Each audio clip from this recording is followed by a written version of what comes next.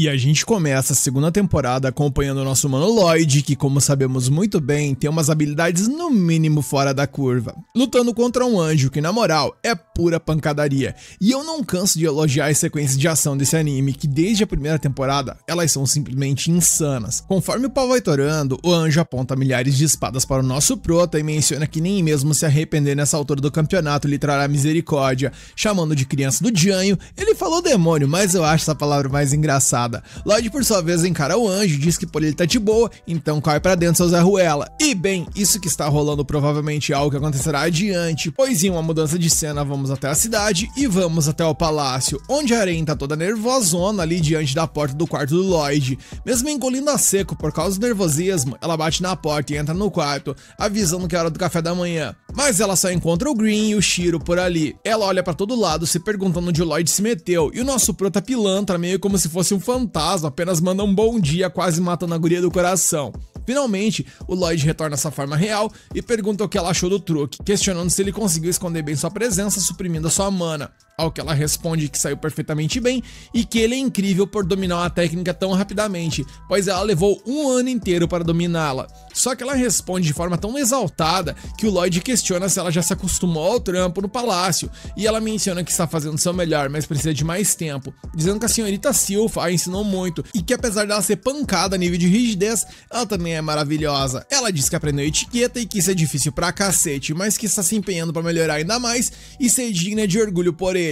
Lloyd, por sua vez, apenas diz que é pra ela tratar ele como sempre trata, quando estavam a sós, e quando a menina começa a aliviar, eis que a Silpha chega por aí e diz que obviamente ela não pode, e essa é sem dúvida uma discussão incrível para o desenvolvimento do plot, não é, galera? Silpha então arruma o quarto no piscar de olhos e dá uma bronca na Aren, mandando ela arrumar as coisas direito, e a Aren, coitada, só pede desculpas. A cena então corta pra fora, onde o Lloyd e o Green estão brincando em uma teia de aranha construída pelo Galileia, mencionando que conta com eles para reconstruir a cidade, e que esse lugar será uma grande fonte de pesquisa caso ele se torne um refúgio para pessoas como eles. Nesse momento, Babylon aparece e todo mundo o cumprimenta, já que não o vem há muito tempo. O careca então reflete que agora que ele foi nomeado governante do local, ele fará o seu melhor para que nunca mais aconteça o que aconteceu por ali, enquanto eles refletem que seria bom para eles possuírem contramedidas para momentos de caos.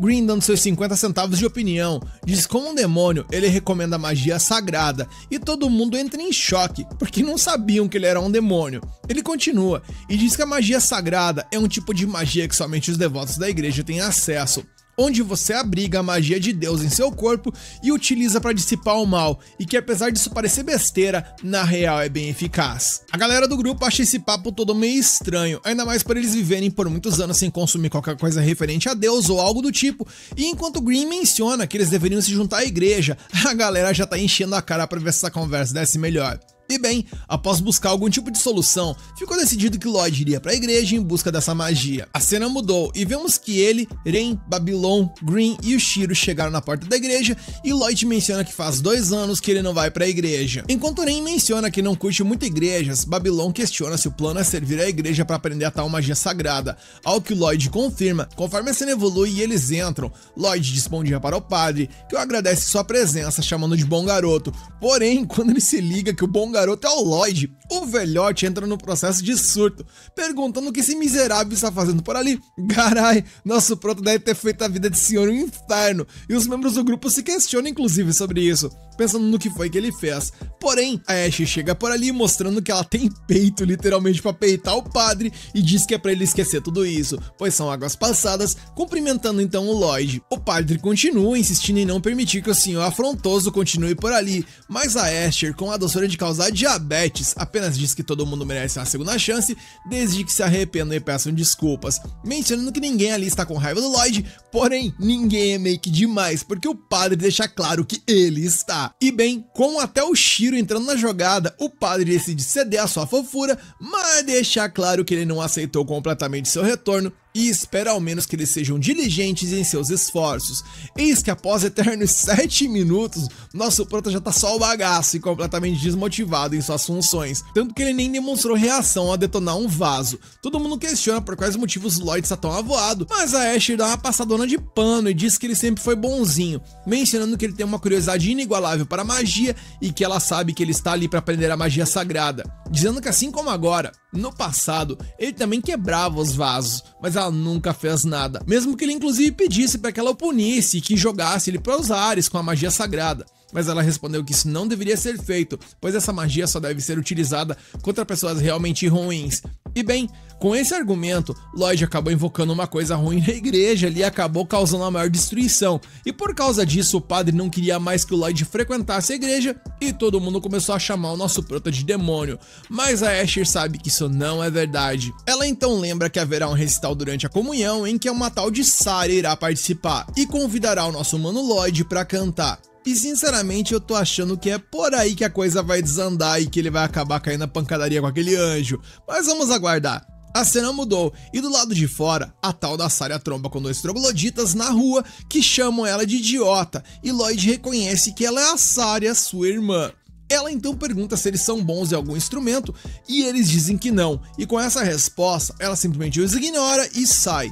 Nesse momento, Aren e seus amigos saem da igreja e perguntam pro Lloyd se aquela ali era irmã dele, e ele diz que sim, que ela é a 4ª princesa do reino Salomão e é uma gênio musical. Ela é especialista em todos os tipos de instrumento, mas ela é uma completa ignorante em qualquer outra coisa, o que é meio cansativo e a galera já traça até um paralelo de que o Lloyd é exatamente igual, só que troca a música por magia. Voltamos então pra Sarah, onde o mesmo cara continua enchendo o saco dela, dizendo que sabe tocar um instrumento, e quando ela começa a mostrar interesse e pergunta qual seria, ele apenas diz que ninguém consegue superar ele quando se trata de fazer mulher gritar. Tá que eu pariu, esse aí tá merecendo umas porradas. Nesse momento a Asher chega por ali e diz que a Sarah é sua amiga e não um instrumento, e não precisa fazer nada com ela. E o cara, ao ver a Asher, todo o respeito que ela carrega, começa a ficar no mínimo emocionado e eu estou tomando um nojo desse cretino. O padre lamenta que o recital tem tudo para ir por água abaixo e Lloyd, ao ouvir isso, entende agora os motivos para sua irmã estar ali. Babylon explica então que a Asher e a Sarah iriam fazer um recital essa noite e que supostamente ele cura aqueles que ouvem. Green então sussurra ao nosso prota, questionando a possibilidade de a magia sagrada ser ativada por rituais em vez de fórmulas mágicas, e Lloyd fica imerso na pontuação do Babylon, que mencionava o fato do recital curar aqueles que ouvem, pensando então que ele não pode permitir que esse recital seja cancelado. E Aren, que observa de longe toda essa palhaçada, apenas se emputece e utiliza sua magia de foco de mana, escamas de súcubo, apagando todos os presentes. Ao que Lloyd parabeniza ela por isso, pois ela foi ótima em concentrar sua mana e atingir somente quem precisava ser atingido. No caso, o padre, as duas e os desgraçados que estavam causando transtorno. Além disso, Lloyd mentaliza que está muito orgulhoso não apenas disso, mas do fato de que ela conseguiu transmutar seu veneno letal em um veneno que apenas faça as pessoas dormir, reconhecendo que ela deve estar dando um duro danado para aprender isso. Porém, os 2 bandidos acordam e Aren se desculpa por não conseguir produzir o veneno exatamente como quer. Ao que o Babylon explicou que para idiotas a dose tem que ser maior, dizendo que agora ele vai capotar o corso dessa galera. Porém, o nosso mano Lloyd interrompe ele, dizendo que não precisa. Afinal, se eles só ficarem inconscientes, ainda há a chance deles acordarem e causar tumulto, o que seria péssimo para os planos dele. Ele então os teletransporta para um local onde ele não faz ideia de onde seja. Em outras palavras, foi como se tivesse se livrado do lixo. A cena mudou e agora acordado, o padre não acredita que tiveram tantos problemas enquanto ele estava dormindo. Porém, o Lloyd foi categórico ao informar que o seu mano Babylon foi quem resolveu a situação. Porém, o Babylon não consegue parar de tremer, pois a técnica que ele utilizou para teletransportar os caras era justamente a técnica do Jade, se questionando até que ponto ele irá aumentar a moral deles. Ren, por sua vez, ainda em lágrimas, diz que queria que os outros tivessem visto aquilo, mentalizando que se eles descobrirem como criar fórmulas mágicas para suas técnicas, então o Lloyd poderá ser capaz de... Bem, o raciocínio dela foi interrompido por uma freira que chegou por ali avisando que já está quase na hora do recital. Saria vai até Lloyd e dá uma senhora de uma encarada nele, e ele, todo tiltado, apenas responde que é bom vê-la novamente, e ela demonstra dificuldades inclusive para lembrar do nome do próprio irmão. Nada como um amor entre irmãos, né, galera? Mas a Asher acha incrível ela sequer conseguir lembrar disso, pois aquela ali veio configurada apenas para aprender sobre música, dizendo que a Saria só lembra dos nomes das pessoas que estão envolvidas com música. Ren então pergunta se o Lloyd sabe tocar algo, e a Asher diz que não, porém sua voz é muito bonita, e é nesse momento que ela tem a brilhante ideia de chamar o nosso Protinha para cantar no recital, mas a Saria descarta na hora, pois ele não praticou, dizendo que podem se apresentar juntos apenas quando ela treinar ele muito bem. Saria então diz a Lloyd para prestar bastante atenção no recital delas, e ele, de alguma forma, está sentindo um tipo diferente de pressão. Ren questiona se deixarão isso de lado para explorar a igreja, mas o Lloyd diz que não, pois ele precisa assistir a esse recital a qualquer custo, e o Green deixa os outros a par da possibilidade da tal magia sagrada ser ativada por um ritual ao invés de fórmulas mágicas. Porém, algo chama a atenção do nosso prota e do Babylon, que se questiona se o que ele sentiu foi uma impressão ou não. Eles então sentam-se à mesa para acompanhar o recital, e no momento em que a Saria bate a primeira nota no piano, todo mundo ali parece cair num genjutsu, e quando a Asher começou a cantar, quem quase caiu no genjutsu fui eu, mas todos os presentes, gente, ficaram completamente hipnotizados, algo que faz a Ren inclusive chorar. Enquanto Lloyd está embasbacado, Green comenta derretido, dizendo que com certeza a magia sagrada foi ativada. Nisso ele então vomita uma espécie de espada, e o nosso prota pega ela, e ao testá-la, ele vê um tipo de fórmula mágica no fio da espada, dizendo que parece um tipo de notação mágica formada por formas geométricas, e que ele nunca viu ou ouviu falar disso. Quanto aos efeitos, ele menciona que há uma semelhança com os feitiços de cura e que parece uma chuva de partículas curativas que tem um raio de 10 metros ou mais. Lloyd pergunta ao Green se ele ficará bem com isso tudo, e ele apenas responde que está pinicando, reconhecendo que ele teve sorte, pois a Asher não tem muita mana, e por conta disso ele não sofrerá muito dano. Lloyd então diz que ele estava certo de que ela conseguiria utilizar esse tipo de magia, mencionando que ela ganhou o respeito dos mensageiros de Deus, e mentaliza que um tipo desconhecido de fórmula mágica, em um idioma que ele não consegue compreender, soa como um desafio e um convite para algo pra lá de divertido. Green questiona se ele não tem nada para se basear nisso tudo, e pergunta o que ele fará a seguir, e o Lloyd responde que para começar, ele tá sentindo um olhar no mínimo estranho o tempo todo, um que está exalando mana e que ficou mais forte após o recital. Green, que não tinha percebido, então se concentrou, e ao perceber a presença ficou enojado com ela. Isso tem tudo pra ser um anjo, afinal ele é o capeta, né? O Mini Escarlate então se questiona de onde vem esse olhar, e o Lloyd diz que provavelmente vem de cima. E quando o Green pergunta se é do teto, nosso prota responde que não, que provavelmente é de um lugar bem mais alto. Lloyd então avisa a Ren e ao Babylon que ele vai dar uma escapulida, mas logo volta. E durante o teletransporte, ele apenas pensa que ele nunca viajou para tão longe. E bem, após uma longa viagem, eles chegam a um lugar que eles não fazem ideia de onde seja. Green está sentindo muito frio e se questionou se eles foram de arrasta,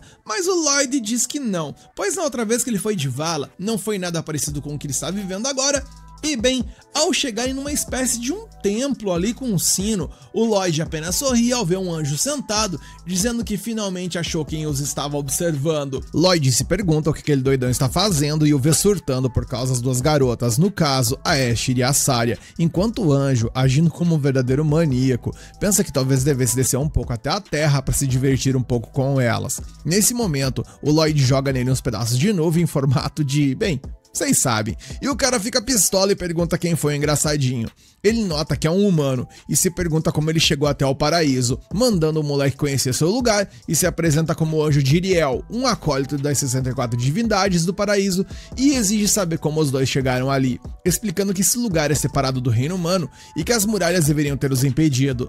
Lloyd não tá nem aí pra explicar os detalhes e já manda na lata: você pode me ensinar a magia sagrada? Jiriel, se achando o máximo, pergunta se o cérebro do garoto fritou depois de ver sua beleza e que vai permitir que o Lloyd se cure e beije seus pés, mas o Green manda ele parar de se achar e desembuchar logo, a menos que ele queira que contem pra todo mundo na Terra o quão pervertido ele é. E Jiriel, confiante, diz que ninguém acreditaria neles e que, embora ele possa considerar a magia sagrada, esse é um presente reservado apenas para os que ele considera dignos, avisando a Lloyd voltar para casa em silêncio, dizendo que não vai julgá-lo por seus pecados se ele obedecer. Porém, nosso prota está obcecado em obter essa magia e por conta disso insiste em aprender. e Jiriel então usa seu feitiço Luxa para atacá-lo, ao que Lloyd se defende com uma barreira, fazendo o anjo perceber que ele não é uma criança comum. A cena muda e de volta ao mundo humano, a gente vê a Arin preocupada com o sumiço do Lloyd, enquanto o Babylon manda ela se acalmar e pergunta se ele disse algo antes de sair, ao que ela responde que ele sentiu um olhar, e ouvindo isso, o Babylon sai também,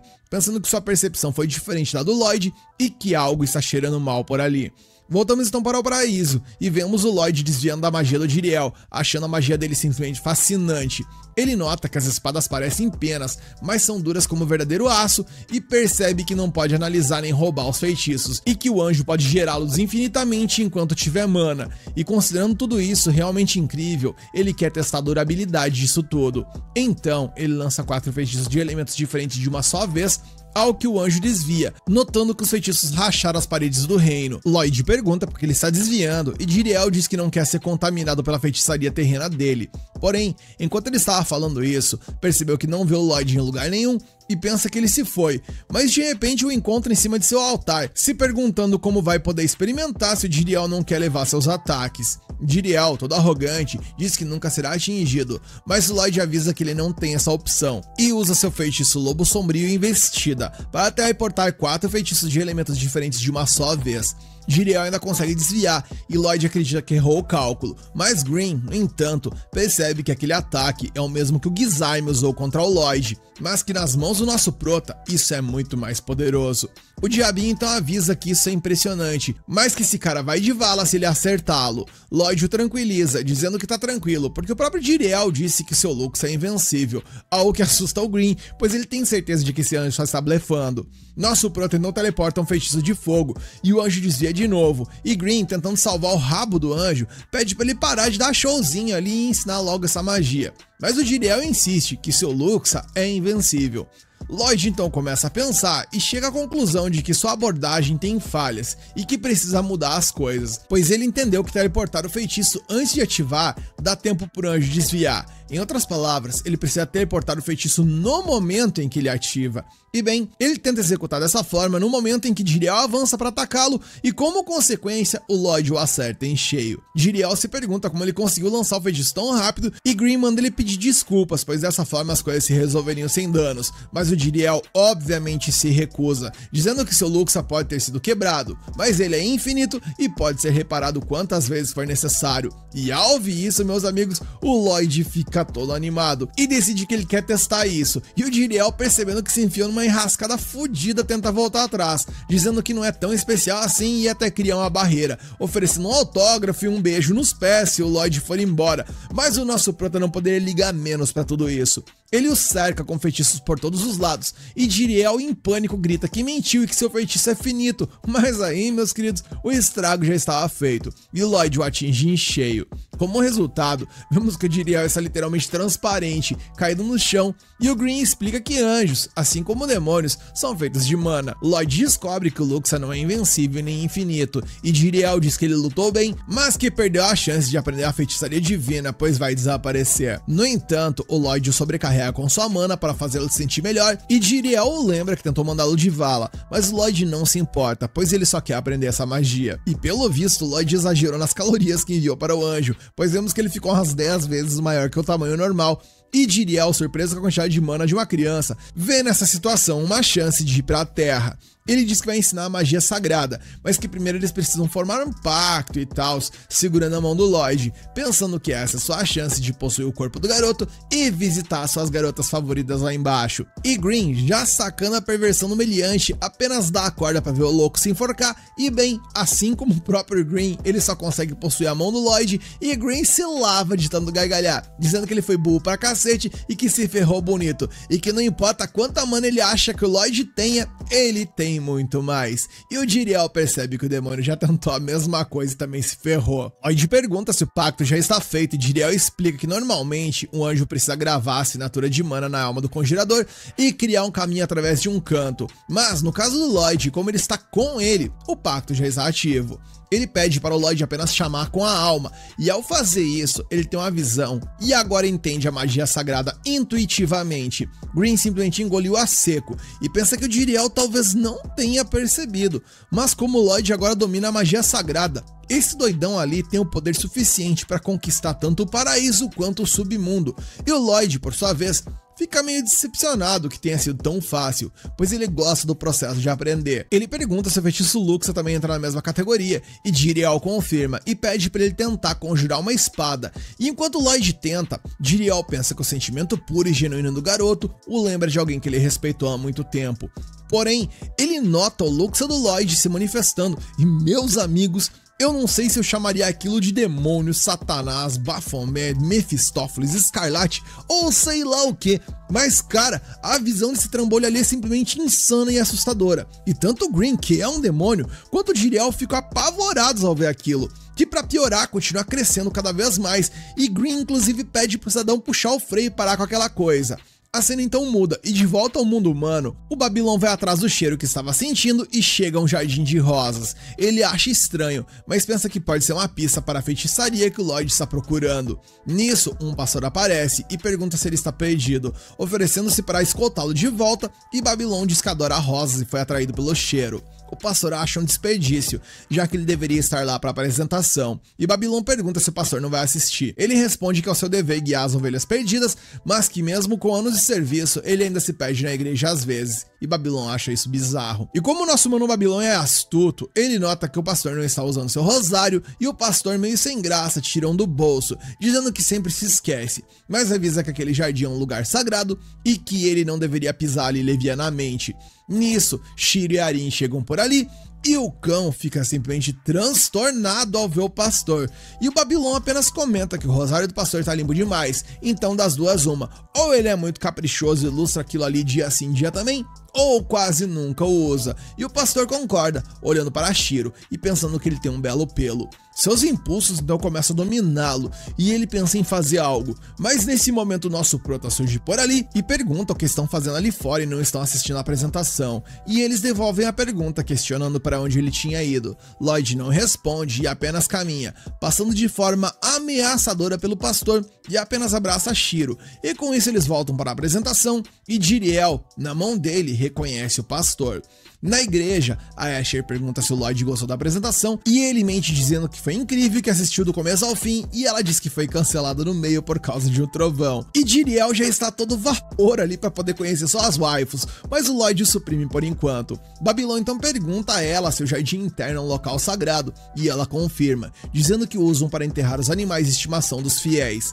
Babylon se pergunta se era dali que vinha o cheiro de podridão e acha que estava pensando demais, e paralelamente a isso, Lloyd informa ao padre que já vai embora da igreja e não vai mais voltar. Babylon, observando isso, percebe que Lloyd parece ter encontrado o que precisava e pensa que o que quer que aconteça com aquela igreja não é mais a sua conta, mas a Asher o para, agradecendo por tê-la salvo à tarde, e talvez se ele não tinha motivos, bem, se ele perceber com clareza, verá que há motivos sim para se importar. Enquanto isso, no jardim interno, vemos aquele desgraçado pisando na sua cruz, pensando que ele precisa estar mais sujo, mencionando que perdeu o original e recebeu esse novo recentemente. Nesse momento, uma entrada secreta se abre e uma criatura medonha começa a sair, mas o pastor diz que não precisa perseguir aqueles caras, mas que deve aumentar a segurança, pois eles devem evitar interrupções, visto que o dia já está próximo. Na muda, e vemos o Jiriel ensinando a magia Luxa para os amigos do Lloyd, porém, ele tá no puro suco do ranço, sem acreditar que está sendo forçado a ensinar sua magia para esses manés. Lloyd, na maior tranquilidade, diz que a pesquisa dele sobre essa magia vai progredir mais rápido com mais usuários, então ele deveria continuar e criar um método para todo mundo, para não precisarem dele para fazer os rituais. Jiriel informa que abriu uma exceção para ele, mas que só fez isso para uma outra pessoa em toda a história, e Lloyd então desconversa e pergunta se ele pode encolher mais e se tornar algo mais parecido como o Green, por exemplo. Mas o anjo fica pistola escola, mencionando que não quer assumir uma forma horrenda como aquela. Green, claro, o provoca, dizendo que ele nem consegue dominar o básico da transformação, e com isso os dois começam a quebrar o pau, e Jiriel, para mostrar que consegue se transformar, vira uma espécie de pássaro. Após esse rolo, o Lloyd leva um papo com o Green, e o diabinho pergunta se o cântico inteiro da Asher também era um feitiço mágico, e Lloyd responde que sim, dizendo que ele era um feitiço de purificação que cura feridas e repele os mortos-vivos, etéreos e demônios. Nesse momento, duas pessoas de Lordost veem o Lloyd e ficam com raiva, reconhecendo-o como o garoto irritante da igreja, que eles tanto querem esfolar. No entanto, o Crow e a Thalia o defendem e pedem desculpas, explicando que o povo de Lordost é bem problemático, mas felizmente a hierarquia por ali é determinada por quem é mais forte, o que lhes poupa muito trabalho. Nesse ponto, os dois caras se metem, perguntando por que a Thalia e o Crow estão tão gentis com esse pirralho fedorento, e quando eles estavam prestes a atacar, o Lloyd usa sua magia e de repente ele se transforma em pessoas dóceis que o amam, o Lloyd profundamente e tals, e então se desculpam com ele pelo que aconteceu.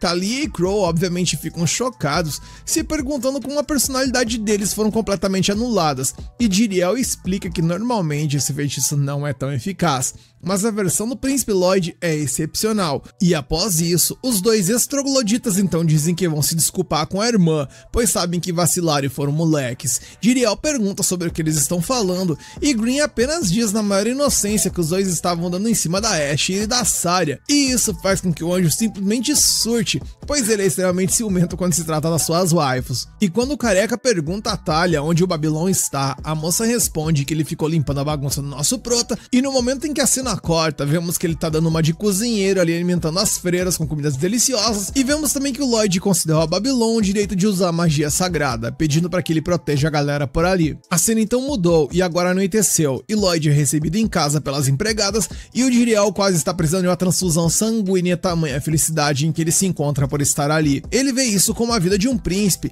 vivendo na maior mordomia, e decide que fez a escolha certa e quer ficar com ele no palácio. Nesse momento, o boneco clone que o Lloyd fez de si mesmo sai do seu lugar, e Jiriel se assusta com a existência de dois príncipes, ao que Green explica que aquele ali é um clone que consegue executar alguns comandos básicos. Dito isso, Lloyd senta com o Green e o Jiriel, dizendo que os ghouls mortos-vivos são o alvo perfeito se eles quiserem testar a magia sagrada. Green pergunta se há muitos ghouls por ali, e Lloyd responde que na real, obteve algumas informações durante a viagem a Lordost, e é nesse momento que a Silpha chega, e ele diz pra ela que se não tiver mais nada pra fazer, deveria se juntar a eles na caça aos ghouls, e ela se empolga tanto que em um estalar de dedos já aparece por ali totalmente pronta pra aventura. A cena muda, e no caminho vemos que a Rain foi junto com eles, e elas ficam maravilhadas com tudo ao redor, vendo a grande ponte da Aen, que é um local de muito movimento e muito comércio. Rain menciona que é difícil acreditar que ghouls estejam à espreita numa parte tão próspera da cidade,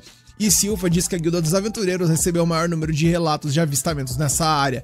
Lloyd pergunta se o covil deles pode ser rastreado apenas pelo cheiro, mas a Silpha responde que como eles cheiram a carne podre, é difícil distinguir o cheiro deles do lixo comum, e Lloyd pensa que sua detecção espectral não será útil por causa das grandes multidões, e nesse exato momento, tanto a Asher quanto a Saria chegam por ali. Lloyd pergunta o que as trouxe à cidade, e elas respondem que decidiram comer umas panquecas deliciosas no almoço, ao que nosso prota concorda e pede para se juntar a elas. Dentro do restaurante, ele tá super animado para comer as panquecas, e Saria diz que se essa é a primeira vez dele, ele deveria prová-las puras. Nesse momento, a comida é servida e todos ficam impressionados com o sabor delicioso, e tanto a Silpha quanto a Rain decidem que deveriam servir aquilo no castelo. Depois, Asher pergunta o que eles estavam fazendo na cidade, ao que eles respondem que vieram caçar ghouls. Saria responde que muitas pessoas procuraram refúgio na igreja depois de serem atacados por ghouls, com a maioria dos avistamentos concentrados ao redor da grande ponte, do grande cemitério ao norte e dos becos ao sul. Ela acredita que alguns aventureiros enviados para lidar com a situação também desapareceram. No entanto, sua principal preocupação é que sua apresentação não seja cancelada. Rain pergunta se eles vão se apresentar de novo, e Asher diz que dessa vez será muito melhor, pois cantarão no grande festival do advento e tanto o rei quanto o papa estarão presentes. Nisso ela os convida e eles concordam em ir, mas só depois de se livrarem dos ghouls. Nesse momento, Lloyd fala sobre o covil dos ghouls, afirmando que eles reduziram significativamente os alvos, e parece que a grande ponte ponte é o local mais provável. Enquanto Ren acha difícil imaginar um covil de ghouls em tal lugar, Lloyd aponta para sua localização, dizendo que não está ali em cima, mas abaixo da ponte, mais precisamente na entrada dos esgotos. E bem, eles vão até lá e ao chegarem no local, tanto a Silpha quanto o Shiro reviram o estômago com o fedor local, dizendo que algo muito podre com certeza está por ali. No entanto, Lloyd está preocupado com algo que ouviu sobre os aventureiros desaparecidos e está preocupado que uma das desaparecidas que participou do grupo deles possa ter ido na frente como parte de um trabalho e ter ido de vala no processo. E bem, é nesse exato momento que a Tal aparece, correndo toda velocidade e abraça o Lloyd, dizendo que estava muito preocupada, e Silpha prontamente mexe o tapão na cabeça dela. A empregada então menciona que o Lloyd está realizando essa caça aos ghouls para testar sua magia sagrada e que ela é apenas uma figurante. Enquanto Lloyd a questiona se ali é o covil dos ghouls, ela responde que foi o que ela pensou, porém, ela não conseguiu encontrar nada e que para piorar ainda mais acabou se perdendo naquele local imundo e que só conseguiu encontrar a saída porque sentiu a presença do Lloyd à distância. Tal então diz que vai voltar para seu alojamento, lamentando que deixou cair um monte de coisas, tipo a sua lanterna, por exemplo. E o nosso prota apenas diz que não tem problema, conjurando na sequência um feitiço de purificação chamado Luz do Sol, algo que não apenas ilumina o ambiente, mas faz com que o nosso protagonista fique com uma auréola sobre sua cabeça. Além da escuridão se acabar, o feitiço do Lloyd se mostra ainda mais apelativo, pois vemos que tanto o ambiente quanto a Tal ficaram limpos e que além disso, a exaustão dela se foi. E enquanto todo mundo está se divertindo, o Green é o único lamentando que toda essa luz é meio demais para ele. E Tal se alegra, dizendo que com o ar limpo, agora ela pode encher seus pulmões e canalizar adequadamente seu Ki, e ela o faz, usando a detecção de presença, e com isso eles chegam a uma área que parece suspeita. O Shiro então vai na frente, e o Lloyd diz para ele ter cuidado, explicando que assim que o doguinho sair da área do feitiço, vai ser atingido por um cheiro horrível e que isso vai demorar um pouco. Ele então pergunta se Silpha não trouxe a assassina de demônios, no caso, a espada dela, e ela respondeu que prefere deixá-la limpa e que se ele a chamou é porque ele quer que ela balance algo.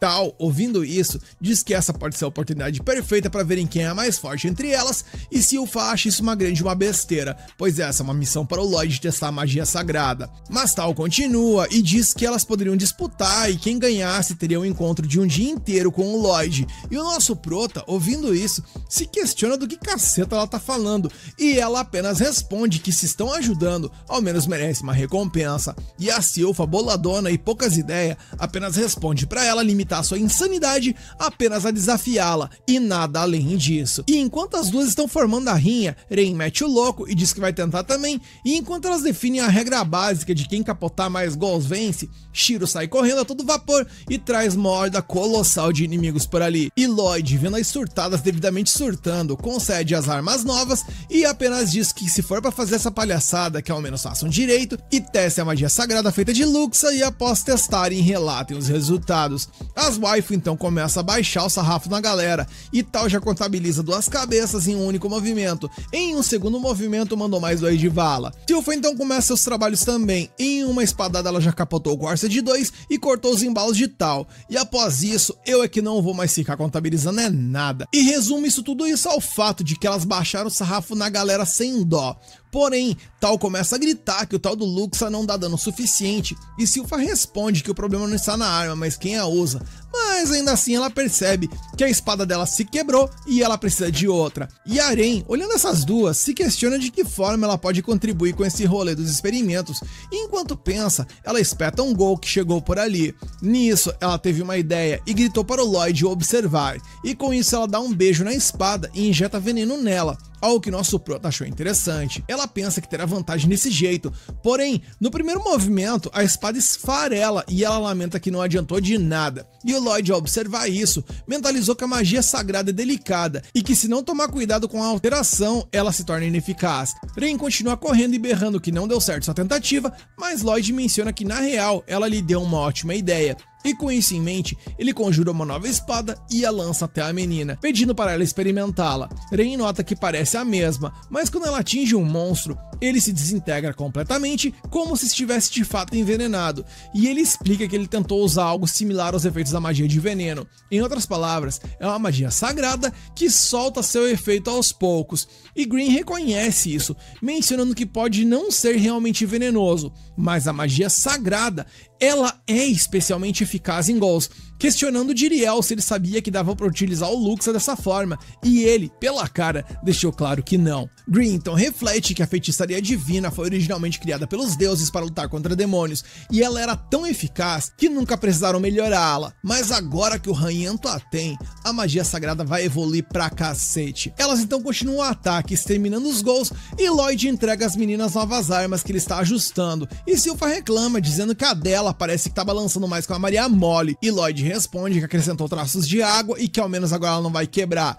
Nesse momento as garotas estão numa espécie de um empate técnico para ver quem será a vencedora, porém, quem surge por ali na finaleira não é um simples Ghoul, e eu nem sei quem é, mas posso afirmar tranquilamente que é a personificação do próprio Satanás. A cena muda e vemos então que o pastor está estrangulando o padre, enquanto menciona que o Guerra Civil está enfrentando os intrusos lá embaixo nesse momento, e que eles precisam fortalecer a segurança por ali. O Gasparzinho ao lado dele pergunta o que quer que ele faça, se não quer que ele possua o corpo do padre, e o pastor acha isso uma boa ideia, porque dessa forma ele ganhará passe livre pela igreja. No entanto, a Asher vê o que está rolando por ali, e o pastor, ao notá-la, diz que outra pilha de carne útil surgiu por ali. E voltamos para a trocação entre as meninas e o Guerra Civil, e pelo estado delas parece que o pau torou legalzão, pois elas estão só o fiapo, e elas, devidamente esbagaçadas, se perguntam o que diabos acabou de acontecer, pois elas simplesmente caíram sozinhas. Nesse momento, Ren então nota um fio estranho, enquanto a Tal avança contra o monstro, mas de repente as pernas dela simplesmente param de funcionar e ela percebe que a criatura usou alguma coisa. E no momento em que o monstro está prestes a mandar a Tal para encontrar Jesus, Silpha intervém, aliviada ao ver que seus braços ainda funcionam. Ren, no entanto, se preocupa ao reconhecer esse poder, porque não deveria ser possível que essa coisa o possuísse. Eis então que o monstro tenta atacar o Lloyd, mas quando o fio do Satanás tenta de alguma forma se conectar ao nosso prota, o resultado é que o monstro acaba até sendo afetado pelo poder do Lloyd. E enquanto está tentando processar o que sentiu, as gurias avançam a todo vapor para acabar com ele, porém, ele conseguiu esquivar, algo que surpreendeu as meninas. Lloyd então dá uma examinada no fio de perto e percebe que aquilo ali não é um simples fio, mas sim uma espécie de medula espinhal extremamente fina. Ren, gelando a moleira de preocupação, avisa as garotas que não há dúvida, o doidão ali é o flagelado do neurônio. Ela se lembra que o Jade lhes falou sobre isso anos atrás, explicando que esse poder produz fios de medulas espinhais feitos de mana, que ao entrar em contato com os membros de alguém, interferem nos nervos motores, anulando as ordens do cérebro. Além disso, a assinatura mágica dos fios que cobriam seu corpo lhe permitia esquivar e contra-atacar muito rapidamente, e que essa criatura é tão sinistra que no passado ela foi até enviada para reprimir uma guerra civil que devastava o país, como se fosse uma arma biológica. Os integrantes do grupo do Jade inclusive ficaram indignados ao descobrirem que um flagelado foi usado como arma, e Jade conta que assim como eles, essa criatura não conseguia controlar seu poder, mas que desequilibrou o conflito ao destruir tudo que tocava, seja amigos ou inimigos. Mesmo depois de ser atingida no coração, ela continua a matar por reflexo automático até que destruíram um penhasco para jogá-lo no mar. E mesmo sem vida, ela continuava a lutar, levada pelas ondas. Ren avisa que se trata de um cadáver que ataca por puro reflexo, e Lloyd, por outro lado, acha que isso não deveria ser possível, se perguntando se o cadáver emergiu do mar para se tornar um Ghoul. No entanto, ele nunca viu um Ghoul que conservasse as memórias de sua vida passada, mas confiantes, as garotas atacam novamente, sabendo como a criatura funciona, mas ficam chocadas ao ver que ela é capaz de cercá-las com uma infinidade enorme de fios, impedindo de controlar seus movimentos. Enquanto isso, a cena muda mais uma vez e vamos agora para a igreja, onde o fantasma anuncia ao pastor que gostaria de apoderar-se do corpo de uma das garotas, e ele lhe dá o seu consentimento, cansado de seus cantos monótonos. O fantasma então vai para cima da Asher, enquanto o pastor iria arregaçar o pescoço do padre, mas ambos são salvos pelo Babilão, que pergunta ao pastor se ele se desviou do caminho de novo, porque ele ficaria feliz em lhe mostrar o caminho de volta, e o pastor responde que não tem nada a lhe ensinar. E no momento seguinte, revela uma forma medonha. Voltamos então à treta contra o Guerra Civil, e as garotas não pretendem desistir e atacam novamente o adversário, desviando de seus fios espinhais. No entanto, o monstro usa seus fios para melhorar seus reflexos, bloqueando cada um de seus ataques, e essa batalha é simplesmente esplêndida de acompanhar, gente. Silph então avança, forçando o monstro a usar suas mãos para se proteger, e Aren aproveita a oportunidade para usar o seu veneno, criando uma neurotoxina que afeta o sistema nervoso do monstro, fazendo seus fios perderem o controle. Ren avisa que essa paralisia não vai durar para sempre e que precisa acabar com isso rápido.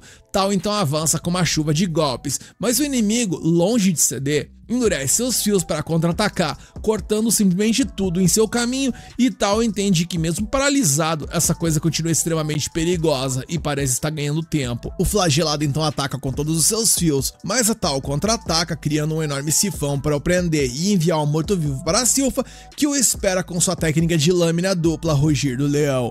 Ela desfere um golpe poderosíssimo e crítico, mandando o monstro de vala. Ren, animada, anuncia que conseguiram derrotá-lo, mas a Silph avisa que a criatura provavelmente recuperou seus reflexos e amorteceu o golpe. Além disso, como sua espada está fraca e mole, ela duvida que tenha causado muito dano. As garotas ficam chocadas ao perceber que a criatura estava usando esse poder, e a Silph acrescenta que, mais surpreendentemente ainda, essa coisa pode controlar os seus poderes, enquanto os flagelados não deveriam ser capazes. Ou seja, a situação ali, gente, parece muito mais grave do que aparenta ser, e elas não podem deixar essa coisa escapar.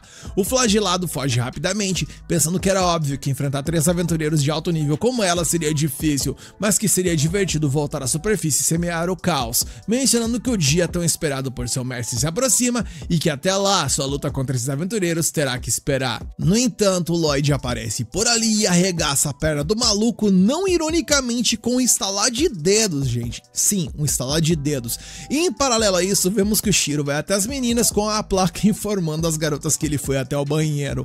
Voltamos então ao nosso prota e vemos que o flagelado está tendo uma crise de pânico ao sentir o poder dele. Mas pausa na ação, gente, porque nós vamos para o famoso flashback, onde o Guerra Civil descreve a sua vida como uma merda. Bem, vocês sabem, ele diz que sua existência consistia em apanhar em um dia e no outro também, até que rolou o dia que ele se tornou um etéreo após desencarnar. Os etéreos, ele nos explica, possuem o poder de possuir o corpo de outros seres vivos e dessa forma os controlar. Mas esse cara era um etéreo tão xixelento que só conseguia controlar quem fosse muito fraco de espírito, e por conta disso, ele era incapaz de conseguir um corpo suficiente para se vingar. Foi nesse momento então que ele conheceu seu mestre e ele lhe mostrou o corpo do Guerra Civil, que ainda era poderoso mesmo após ter ido de arrasta. E ao tentar tomar posse desse corpo, ele o aceitou sem resistência, talvez por compartilharem o mesmo passado de sofrimento, e após possuir o corpo, ele perguntou ao seu mestre o que ele queria em troca, mas este apenas riu, dizendo que ele poderia fazer o que ele quisesse. E cheio de vingança, o espectro massacrou aqueles que o levaram à morte, mas depois de todo o caos, ele sentiu-se vazio, e ao voltar para o seu mestre, ele o acolheu novamente, e isso fez sentir pela primeira vez aquela sensação de pertencimento que ele tanto buscava, e o seu mestre acabou se tornando o centro de seu universo. Voltando então ao momento atual, o Lloyd começa a mostrar uma parte de seu poder, e isso faz o flagelado quase encher a cueca de medo, e ele mentaliza que já havia sentido algo estranho nesse garoto desde o momento em que ele tocou seu fio. A coisa então começa a se tornar ainda mais catastrófica para ele no momento em que o Lloyd materializa um poder divino, o que faz ele questionar de onde é que sai todo esse poder absurdo. Porém, mesmo todo borrado de medo, ele lembra de seu mestre e entende que o Lloyd representa uma ameaça para ele e que não pode deixá-lo viver. E com isso, ele se lança ao ataque e tenta desviar dos ataques, e o custo inicial para ele foi um braço. Ele mentaliza que não há como essas 7 deusas lhe tocarem com o seu reflexo automático, e ele reúne toda a sua força, jurando fazer o ranhento que está à sua frente pagar por isso. Mas ele acabou indo com muita sede ao pote e simplesmente acabou colidindo com a magia de defesa do nosso prota. Ele então começa a se questionar sobre o que fez a merecer ser espancado a vida toda. E em meus questionamentos, vemos que o poder divino do Lloyd de alguma forma o envolveu e fez com que ele parasse, e o príncipe comemora o fato dele parar de se mexer automaticamente. Green pergunta a Lloyd para onde ele pretende levá-lo, pois não pode levá-lo ao castelo, e Lloyd menciona que possui Lordossi justamente para isso. O flagelado pergunta o que ele pretende fazer com ele, mas o Lloyd responde que um Gol capaz de usar suas habilidades de quando estava vivo é extremamente raro, e o Lloyd planeja levá-lo para a caça para estudar suas fórmulas mágicas.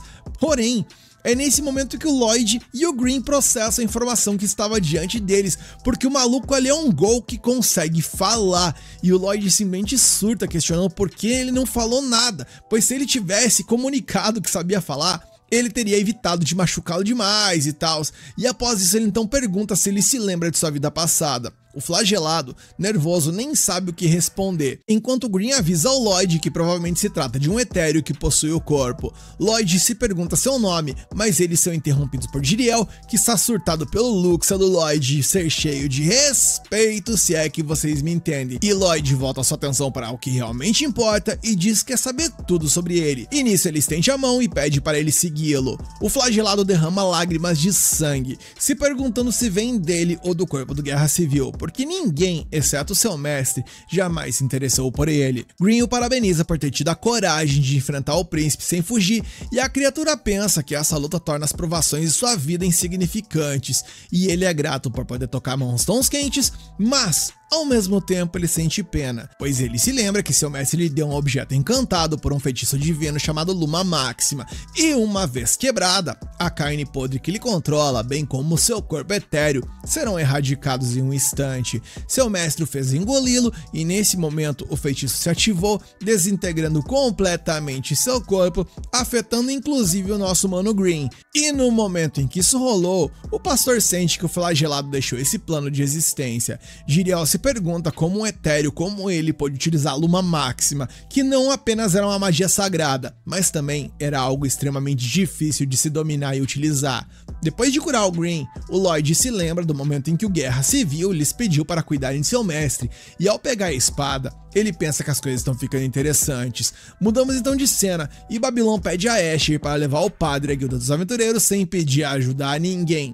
E a freira, aterrorizada, obedece, mas Babylon sabe que ninguém além do Lloyd poderia vencer essa luta. Ele se pergunta por que aquela coisa está paralisada ali, mas ele é grato no entanto, pois isso permitiu que a Asher escapasse. O pastor então começa a agir como se nada tivesse acontecido e percebe que a garota acabou fugindo, e o Babylon lhe pergunta se ele é algum tipo de monstro, mas o inimigo apenas o ataca, declarando que isso não importa, porque ele vai de vala de toda forma. Babylon se lembra que Lloyd lhe pediu para ficar na igreja, não apenas para limpar sua bagunça, mas porque o Babylon tinha percebido algo estranho naquele maluco. E o Lloyd, como era um sétimo príncipe, ele foi um privilegiado que não teve que driblar a morte como o Babylon, e por causa disso, ele sabe que a sensibilidade de seu amigo ao perigo é muito maior que a sua, e por conta disso, o príncipe pede a ele para cuidar das coisas por ali. E motivado por essa lembrança, o Babylon ataca, perguntando se a ausência de sede de sangue no pastor é o que o impede de ter medo, pois embora o inimigo de fato queira sua morte, ele desvia de seus ataques e o contra-ataca utilizando magia de luz. Babylon continua atacando cada vez mais, buscando uma brecha para tentar vencer essa luta, porém, simplesmente esse desgraçado desse pastor o atinge com um golpe no peito que o atravessa e que aparentemente parece ser fatal. E eu só penso que isso foi uma puta falta de sacanagem, porque eu confesso que eu gostava muito do Babylon. O pastor desgraçado apenas joga o corpo do Babylon por ali e diz que ele tinha lhe avisado que não havia como guiar. O padre continua sua palestrinha sobre o Babylon e o fato de que ele jamais conseguiria lhe guiar. Porém, o que ele não esperava é que o nosso mano de cabelos verdes iria sobreviver ao ataque e, melhor ainda, contra-atacar.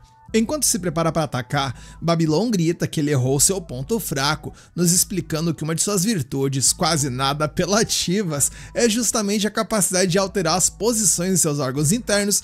E como se isso já não fosse apelação suficiente, ele ainda tem a capacidade de torcer seu esqueleto e seus músculos, garantindo dessa forma uma força descomunal, capaz de quebrar não apenas pedras, mas aerolitos também. Nisso, nosso mano Babylon prepara a porradona, onde o nome do golpe era Rato Encurralado, Gato Perfurado, e então o atinge. Porém, o maior atingido nessa situação toda foi o próprio Babylon, que me ensinou que o desgraçado do pastor era brutalmente duro, e como podemos ver, o estrago foi enorme. No entanto, Babylon ainda não desistiu e mentaliza que precisa de mais poder, concentrando o que tem e até o que não tem de energia em seus braços, e com isso desfere uma chuva de golpes em seu adversário, socando tanto que até seu cabelo mudou de cor. E conforme ele atacava, ele sentia que suas forças estavam se indo embora, e quando pensou em desistir, ele usou o combustível que move o homem da espécie gado. Em outras palavras, lembrou de mulher,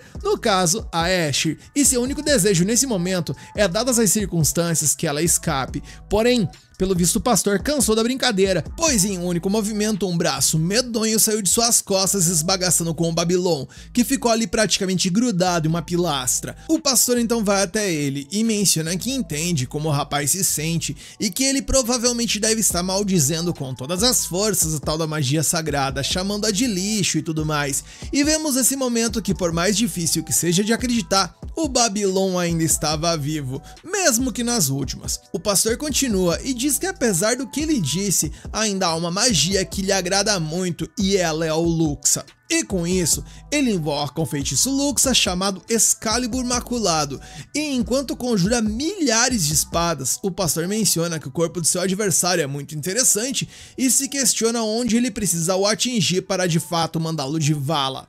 A cena mudou e vemos que começou a chover, e uma recepcionista passa correndo com várias toalhas, mencionando que a guilda não é abrigo contra a chuva para vagabundo, e enquanto ela resmunga com os folgados que estão por ali, a Asher chega por ali juntamente com o padre. Ninguém está entendendo o que está acontecendo e perguntam a ela o que está rolando, e a moça até pensa em explanar, mas ela então se lembra das palavras de Babylon, que foram muito específicas ao não pedir ajuda para ninguém, porém, provavelmente para não envolver mais gente no caos, e com isso ela apenas diz que não rolou foi nada e que tá tudo de boa, e o padre apenas escorregou na chuva, e como todo mundo ali é meio que I-83, ninguém questionou, e com isso ela sai pedindo para que cuidem do padre. Ela então volta correndo em meia chuva, se achando uma estúpida por não ter pedido ajuda, afinal todo mundo parecia tão forte, e perdida em seus pensamentos, ela então chega a uma conclusão.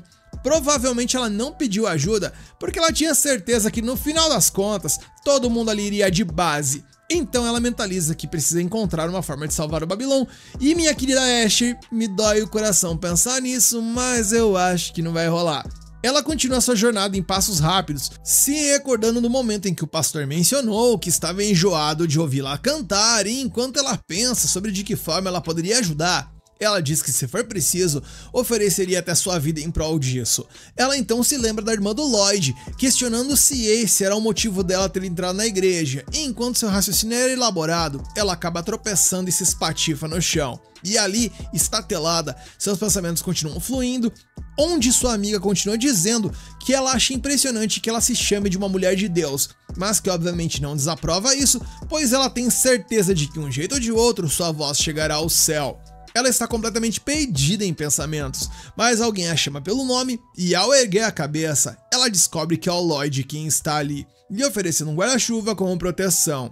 Lloyd então menciona o tombo que ela levou e que é para esperar um pouco por ali, pois os outros foram comprar capas de chuva e que após isso irão a acompanhar até a igreja, e ela, movida por um desespero profundo, apenas agarra as roupas de Lloyd e, em prantos, grita para que ele vá até lá e salve o Babylon. Nesse momento, o tempo chega até a parar e ela apenas se desculpa, pois não vê sentido em pedir isso a um simples garotinho, dizendo que sente muito e pedindo para que ele se esqueça do que ela disse. A cena então muda para a igreja e vemos que o nosso mano Babylon está mais furado com a peneira, e Lloyd chegou por ali tão rápido quanto pôde e, ao ver aquilo, apenas diz que agora pisaram em seu calo. A cena então muda e vemos então que o Babylon está numa espécie de um sonho, onde ele mencionava que a vida dele era muito ruim antes de lhe conhecer e que ele fez o possível para ajudar. Além disso, ele gostava do canto da Asher e tem certeza de que o chefe também gostava, concluindo então que o melhor desfecho, dentro das possibilidades,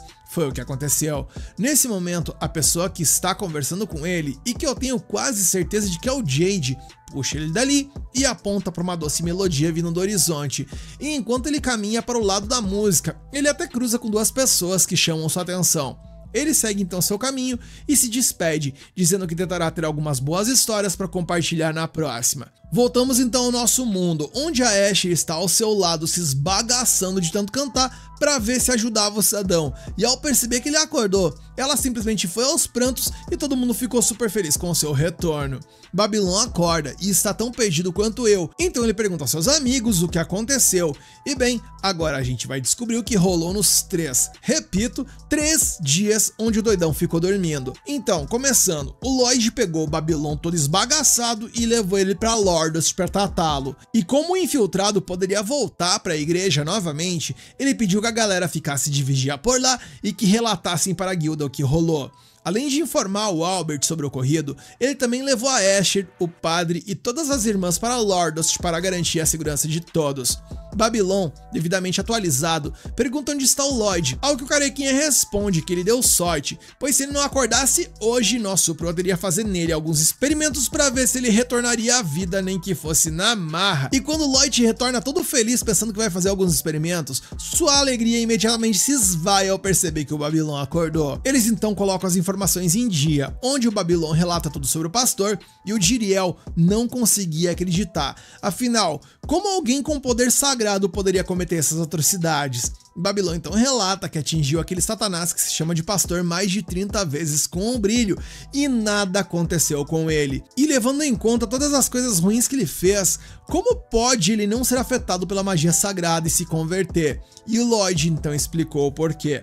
A magia sagrada só afeta os culpados, e aquele homem nunca, nem por um segundo, acreditou que estava fazendo algo de errado, e com isso em mente, Lloyd iniciou uma investigação. Ao questionar o Babylon sobre onde ele viu o meliante pela primeira vez, seu amigo disse que o viu pela primeira vez no Jardim de Rosas, e notou uma atividade estranha por lá. E, de fato, o padre também tinha sido atacado naquele mesmo jardim. Claramente, algo estava escondido por ali. Lloyd e os outros então voltam para o tal do jardim. Lá, Catarina chegou para falar sobre o relatório que a guilda enviou para a igreja sobre o pastor, e ela tava pistola, porque o Papa e os cardeais, ao ouvirem o relatório, duvidaram foi de tudo. Eles assumiram que o Babylon, por ser um ex-criminoso, estava tentando difamar a igreja e exigiram provas concretas. É mole, meus manos. E por conta disso tudo, a guilda não podia fazer nada sem uma prova irrefutável. Mas o Lloyd não iria deixar barato, pois ele já entendeu que o que quer que o pastor estivesse escondendo, certamente estaria naquele jardim. Eles então começaram a escavar, mas o padre não deixou, porque esse era um local sagrado onde os bichinhos de estimação estavam enterrados. Enquanto isso, o Shiro estava ali quietinho no canto dele, parecendo mais confuso que o normal. O Babylon notou isso, e com a recusa do padre, o Crow chamou seus corvos para vigiar a área. Logo, Ren, a Silpha e a Saria chegaram. A Saria, aliviada ao ver a Asher, deu uma bronca nela por tê-la preocupado e perguntou se ela ainda ia se apresentar no recital, mas a loira não tinha certeza. Saria então agradeceu a Babylon por salvá-la e ele avisou que a garota podia ser um alvo de novo, tornando a apresentação perigosa, mas mesmo assim a Saria parecia mais preocupada com a música do que com a segurança. Foi aí que os corvos encontraram algo, uma porta secreta no jardim, e quando a Silpha forçou a abrir, um ar extremamente podre saiu de lá, estragando o humor e o estômago de todo mundo. A porta era feita de um material especial que bloqueava tanto o Ki quanto a mana, então foi por isso que nunca tinha sido encontrada. Enquanto o grupo se preparava para descer, o Crow disse para Asher ficar para trás, porque o que estava lá embaixo provavelmente era horrível. Mas mesmo traumatizada, ela juntou toda a coragem que possuía e até a que não possuía, e decidiu segui-los para enfrentar seu medo, e tremendo mais que vara verde, ela entrou na escuridão. Vemos que o Shiro, assustado e tremendo também, está sendo questionado pelas duas entidades que estão com ele sobre o que ele pretende fazer, e ele, inspirado pela bravura da Asher, decidiu ir também, algo que deixou tanto o Green quanto o Jiriel feliz. E ao chegarem lá, eles se deparam com uma visão que faz Green entender os motivos do Shiro estar se borrando de medo, pois o que há por lá eram restos horríveis dos experimentos humanos conduzido por aquele maldito pastor. Temos então um flashback de quando o Babylon foi levado para Lordos, literalmente nas últimas, e a galera estava super preocupada com ele. Foi então que a Asher chegou por ali e se ofereceu para o ajudar com sua magia sagrada, e enquanto todo mundo discutia, Talia quase meteu-lhe o tapão na freira, pois ela ouviu dizer que ele foi atacado por um padre. Em outras palavras, eles não podem confiar em ninguém da igreja.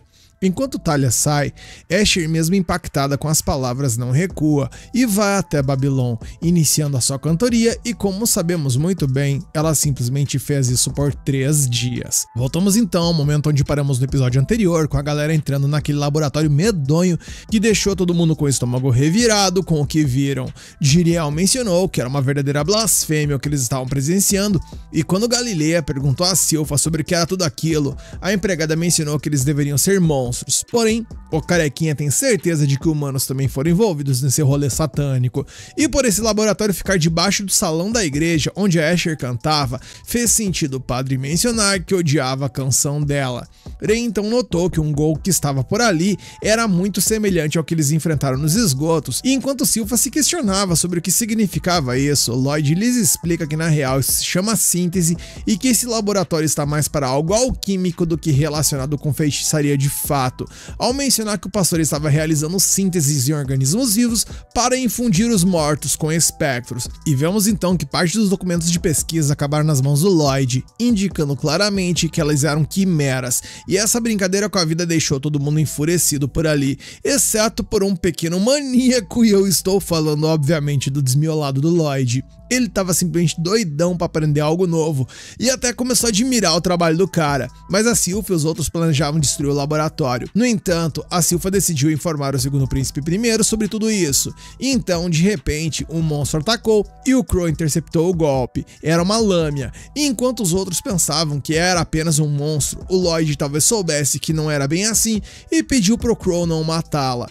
Então, todos ficaram na defensiva em vez da ofensiva, enquanto o Crow avançou com a Aren, utilizando a menina como se fosse uma espécie de isca, enquanto usava sua fala amaldiçoada, mas a lâmina bloqueou o ataque com uma barreira mágica. Porém, nosso mano Crow tinha tudo sob controle, utilizando um comando chamado Ajoelhe-se, que fez com que a lâmina se esbagaçasse no chão, chocando todos os amigos com o seu poderoso ataque. O Lloyd então revelou que a lâmina na real era uma humana que havia sido alvo de experimentos e transformada em um monstro. Vendo isso, a Asher foi a primeira a se aproximar para ajudar, mas a lâmina atacou com tudo com uma senhora de uma cacetada. A Frena, no entanto, reconhece que ela estava apavorada e ela mesma sabe muito bem o que é sentir aquele medo. Então, apesar de tudo, ainda assim ela sentia empatia pela agressora. Naquele momento, a Saria começou a tocar sua música e a Asher se juntou e começou a cantar. E a melodia era tão bela que não apenas acalmou a lâmina, mas também restaurou sua sanidade. E enquanto ela chorava, ela dizia que ela era humana e pedia desculpas, enquanto a Asher, por sua vez, a abraçou e se entregou às lágrimas também, pedindo desculpas por não tê-la ajudado antes, mesmo estando tão perto, e esse foi um momento belíssimo do episódio. A cena então mudou, e vemos que nosso Prota e seus amigos informaram o Albert sobre a situação. Vemos que a Lâmina está junto deles, pedindo desculpas pelo fato de ela não conseguir lembrar de nada por conta dos experimentos, nem de seu próprio nome, e mesmo que se lembrasse, ela lamenta o fato de não poder ter uma vida normal por conta de seu corpo. No entanto, Galileia tranquiliza a moça, mencionando que eles são de Lordos, e que lá certamente ela poderia ter uma vida feliz, e isso, por sua vez, a deixou feliz. Enquanto Lloyd se questionava sobre quem é esse desgraçado desse pastor, a Lâmina entregou a ele um rosário que havia roubado do laboratório, questionando se poderia ser de alguma ajuda, e o nosso Prota o examina, mencionando apenas que ele era antigo, enquanto a Lâmina apenas menciona que a única lembrança que ela tem do pastor é que ele odeia os deuses. Lloyd então menciona que lhe dará algo também, lhe entregando as anotações do laboratório, e o pessoal diz que seria cruel para ela ver esses papéis, e o nosso Prota responde que está tudo bem em pensarem assim, e que inclusive estará tudo bem se ela mesma quiser pôr fogo naquilo tudo. Porém, esses dados inegavelmente são a única pista que eles possuem para talvez conseguir transformar ela em humana de volta. Ele continua e diz que o corpo dela está funcionando graças a uma combinação de fórmulas mágicas complexas que nem ele mesmo consegue compreender, e que ela é a única que é capaz de decifrar esses dados, comparar com sua situação e descobrir como mudar o seu corpo de volta. E ela, mesmo em lágrimas, pega a papelada e diz que fará o seu melhor. Nesse momento, a Asher sai correndo por algum motivo que ninguém conseguia entender o porquê, mas fora isso, todos pediram para o Lloyd dar um nome à Lâmina, e ele a nomeou de, bem, Lamy. Rapaz, a criatividade do nosso prota é de outro mundo. A cena mudou e vemos que a Asher saiu correndo para encontrar com a Saria, e ela a encontrou comendo alguns macarons do Babylon. Lá ela disse que cantaria com ela no festival porque essa é a única coisa que ela sabe fazer, porém, contudo e entretanto, infelizmente o festival do Advento será cancelado, e isso deixou as meninas chocadas. Saria tenta argumentar, dizendo que cancelar é uma péssima ideia, mas o Albert então argumenta, enquanto esfrega a cabeça do seu irmão de uma forma que não sei se ele tá fazendo carinho ou procurando piolho, mas que enfim. Ele explica que, segundo o relato da Lamy, o doidão do pastor pelo visto tem um ranço descomunal tanto pela igreja quanto pelos deuses, e que, levando em consideração que ele odeia até o canto da Asher, então não tem muito o que pensar, ele simplesmente deve odiar tudo que tem a ver com religião, e levando-se isso em consideração, ele não tem ideia do que ele vai querer fazer com o alto escalão que estará no Festival do Advento, como o Papa, por exemplo. Porém, galera, da mesma forma que ele pensa que manter esse festival pode dar ruim, cancelar também pode ser uma péssima ideia, porque isso geraria uma reação negativa da população. Em outras palavras, a chance de dar ruim é enorme de tudo quanto é jeito, e isso tudo parecia péssimo. Silva então menciona que é uma complicação adicional a ser considerada, e como se a gente não tivesse problema suficiente, né? Mencionando que se aquele rosário antigo que a Lamy pegou pertenceu ao misterioso padre de fato, então a situação é ainda pior do que parece, pois pelo que ela percebeu e pesquisou, os rosários que a galera utiliza por ali são de prata, como o da Asher, por exemplo, mas o cidadão é feito de ouro maciço e que somente 13 pessoas do mundo inteiro são autorizadas para carregar eles, sendo o Papa e os 12 bispos que supervisionam a igreja central. Ou seja, gente, tem tudo para ter um satanás misturado entre os 12 bispos. Eles até questionam se não há possibilidade de ele ter roubado aquela peça ou ela ser uma réplica, mas quando Babylon se recordou de que ele utilizou seu Luxa e não precisava de um ritual para executar a magia sagrada, deu a entender que obviamente ele tinha um passe, e é como se fosse uma permissão para executar essa magia sem rituais ou coisas do tipo. E o padre, então, ouvindo isso, não tem mais dúvidas, pois esse é um indício claro de que ele é um dos 12. E isso levou as coisas para um nível bem perigoso. E quando o Green perguntou ao Jiriel como funcionava esse rolê, ele explicou que concedeu esse passe livre ao Papa, mas o Papa o transmitia às suas 12 pessoas de maior confiança, algo semelhante ao que o Lloyd fez com seus amigos. Albert então menciona que, dada a total rejeição da igreja ao testemunho do Babylon, ele acredita que eles não o apoiariam no cancelamento do festival, e mesmo que o fizessem, o inimigo já estava lá dentro, então o Papa ainda estaria em perigo.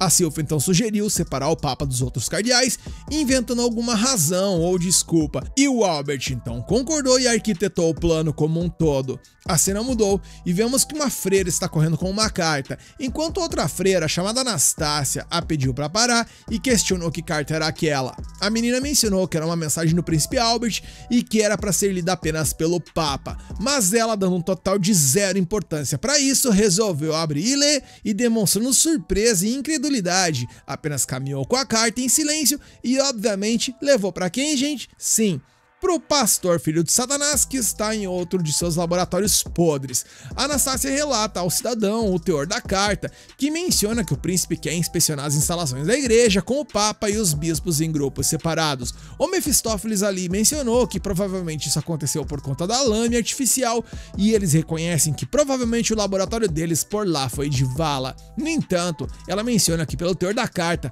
parece que eles ainda não sabem muito, enquanto o pastor continua montando seu Lego ali, dizendo que não sobrou mais nada do Guerra Civil a não ser aquele braço, e que apesar da causa da morte dele ter sido por conta do Luxa Máxima que ele tinha dado a ele, o braço esquerdo já tinha sido cortado, e que ele provavelmente se enfiou numa batalha que nem mesmo ele poderia reagir. E sabendo que há alguém por ali com tamanho poder, ele apenas diz que, mais do que tudo, ele quer esse poder para si, e que não importa o que o príncipe faça nessa altura do campeonato, ele já está em outro patamar, e que não importa o que o príncipe faça nessa altura do campeonato, porque ele já está em outro nível quando se trata de poder. Vemos então que a galera está toda reunida para o Festival do Advento, um dia que deveria ser abençoado, mas que já começa com um toró caindo do céu.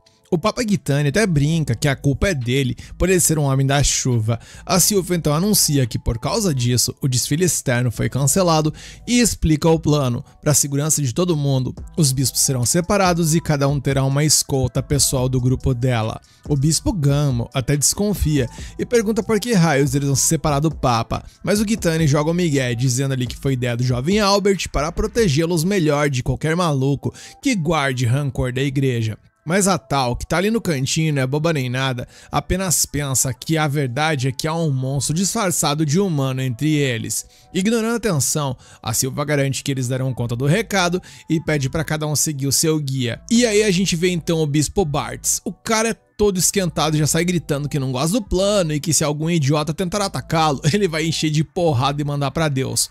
O Bispo Thor, todo filosófico ali, retruca que um homem de verdade deve falar com as costas e não com a boca. Eu não entendi isso. O Bartz também não entendeu nada, é por isso que você é um idiota, ou seja, me chamou de idiota também, mas enfim, a treta só não esquenta ainda mais porque a Bispa Melissa chega por ali e literalmente arrasta o Bartz dali, entregando o pacote pro Crow, que só acena com a cabeça, na dele, fazendo o Bartz resmungar sobre como aquele cara é antipático. Enquanto isso, a Tal tá na maior expectativa pra ver qual bonitão ela vai escoltar. O Galilei aponta pra um e a decepção bate forte, é o Bispo Akamaki, que é um careca e digamos que não muito agraciado pela beleza. A esperança dela de ter um segundo bonitão morre na praia, quando o outro é o Almaki, igualmente careca e igualmente feio. Ela aceita o destino a contragosto e um deles ainda reclama da má vontade dela. A coisa fica um pouco mais séria quando o Bispo Roselles vai direto ao Babilon e pergunta na lata: foi você que foi atacado pelo padre falso na região de Den, não foi?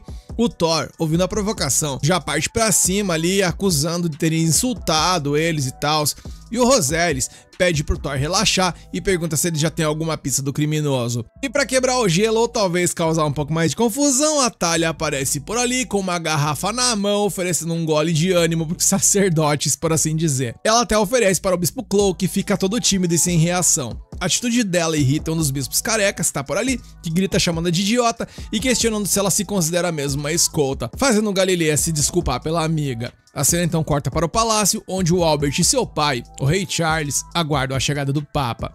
O rei comenta que faz tempo que não vê o Gitanni, e descobrimos que os dois são amigos de longa data, desde antes de virarem rei e Papa. Mas o Albert não consegue relaxar. Na sua cabeça, ele só pensa: se aquele padre misterioso estiver mesmo aqui, eu espero que nada aconteça. Nesse momento, um soldado anuncia que a carruagem do Papa chegou.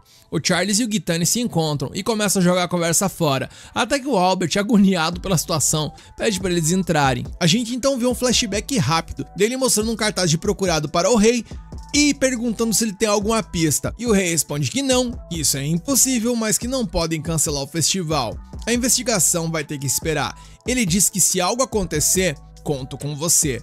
De volta ao presente, o Albert só consegue torcer para que nada aconteça e que todos voltem para casa sãos e salvos. Enquanto isso, a tensão também tá no ar entre Sylphia e Anastácia. Alguns fiéis até comentam sobre a beleza da Sylphia, e a Anastácia provoca: parece que você é mais popular do que eu, por que não larga o trabalho de empregada e não se junta pra igreja?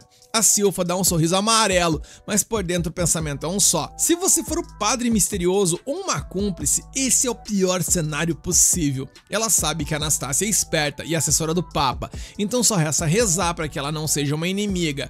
Já a Anastácia, por sua vez, também está tensa. Ela pensa que mesmo depois de tomar a espada da Sylphia, essa pressão que ela está sentindo é um desconforto imenso. Ela pensa que está num confronto 1 a 1.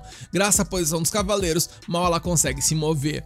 E ela termina com um pensamento sinistro, dizendo que está preocupada com aqueles corvos no telhado. Mas não há problema, vocês deveriam ter considerado o pior do pior do pior cenário. Eis então que as explosões começam. O Papa Gitanni, com a maior calma, diz que parece que vai começar. E nisso uma explosão ainda maior acontece e o próprio Satanás surge do lado de fora da igreja. Um dragão negro horrendo que solta um grito que gela a espinha de todo mundo. O Albert entra em pânico e, em meio ao caos, a verdade é revelada por uma voz sinistra. É o caldeirão do inferno abrindo. Charles queria que visse esse espetáculo de um lugar privilegiado.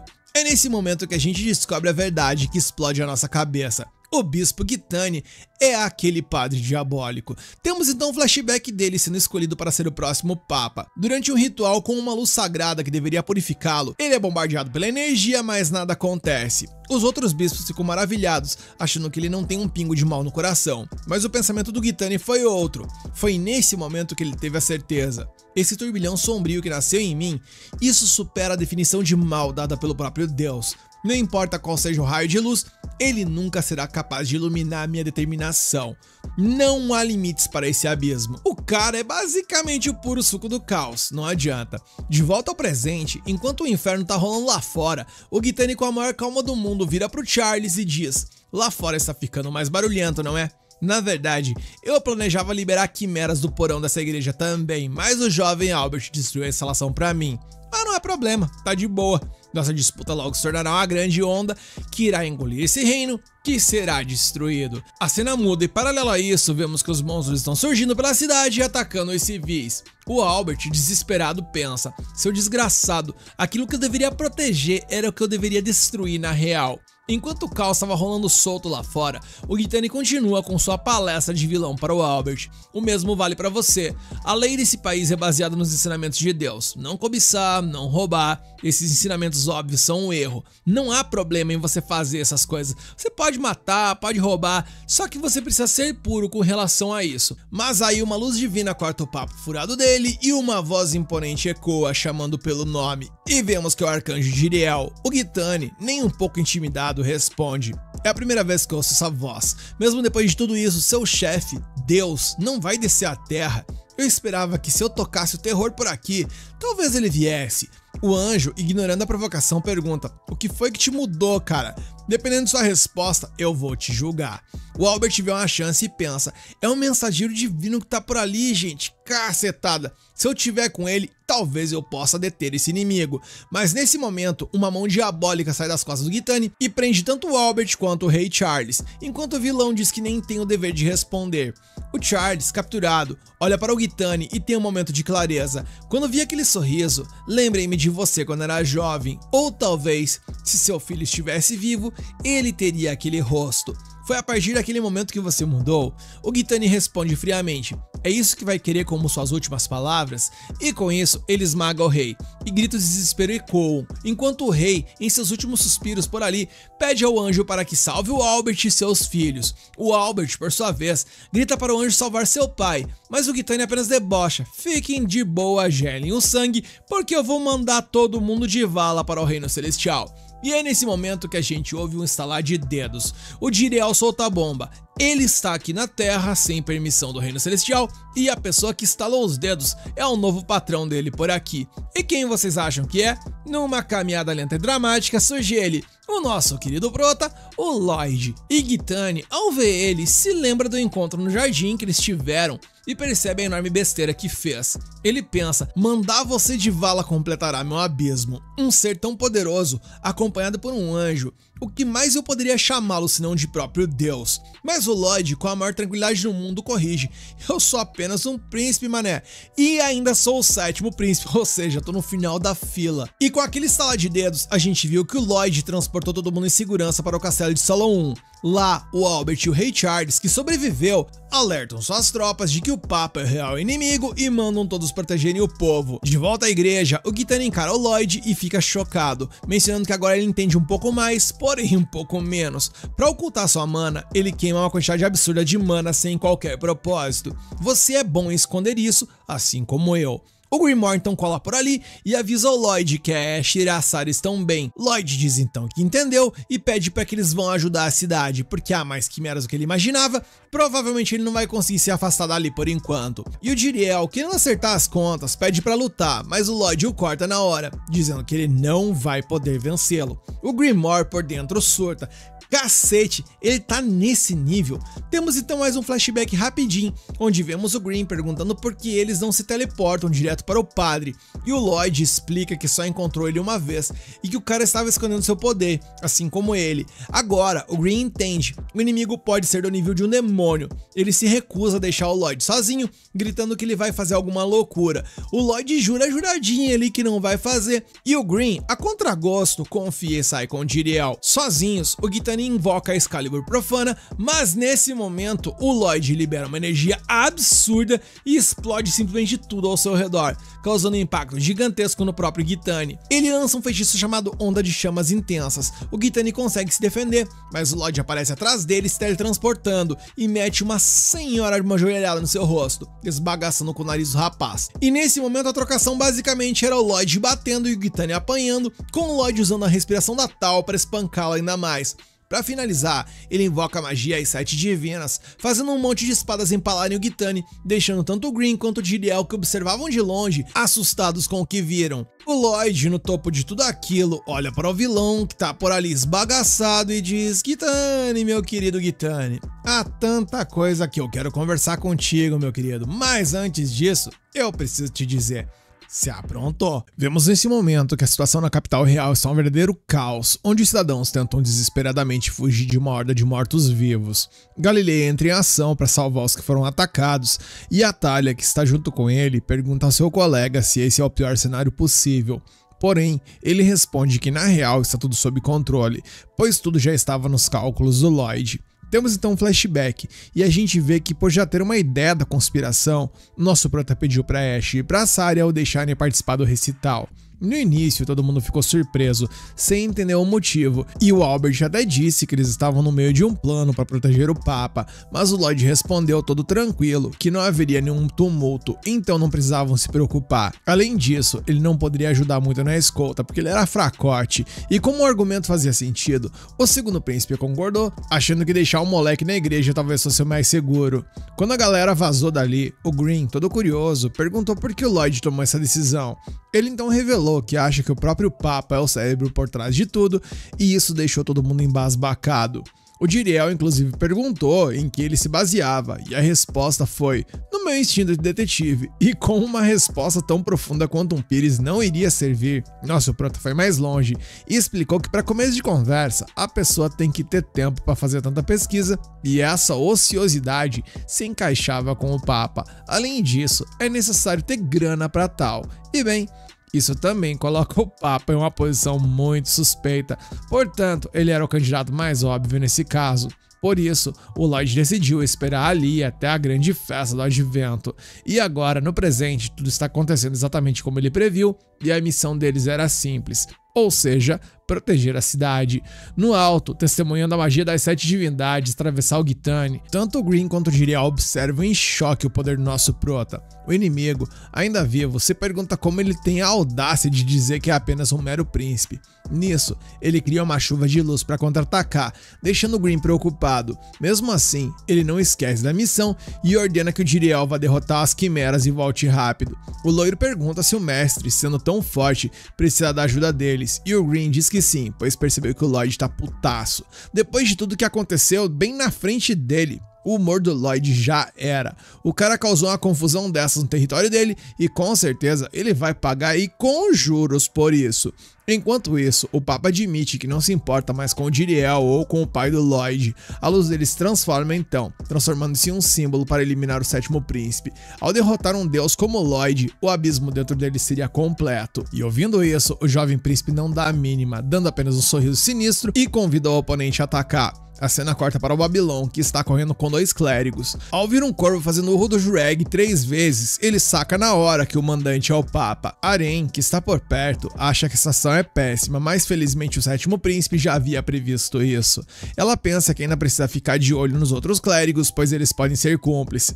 O Dante, por exemplo, tem aquela cicatriz enorme no rosto, então ele parece suspeito e já vira alvo da garota. Porém, como ela ficou distraída, acabou baixando a guarda e acabou sendo atacada por um inimigo, mas acabou sendo salva por um bispo que faz jus à frase de que o inferno é lotado de boas intenções, pois enquanto ele diz que apenas quer ajudar ela, na real ele parece um puto de um pervertido, algo que a menina obviamente também percebe e por consequência acaba pagando o maluco com um socão de frouxar os dentes. E enquanto ela tá preocupada por ter agido no impulso, o nojeiro ali está estatelado no chão, mencionando que ele jamais lavará seu rosto. Olha as ideias. Vamos agora pra Silpha, que ao ser atacada conseguiu desviar no detalhe e não poderia ser por outra pessoa que não fosse a Anastácia, afinal ela é cúmplice do Papa. Voltando ao lado de fora, vimos que os outros inimigos poderosos do lado do Gitane começam a aparecer.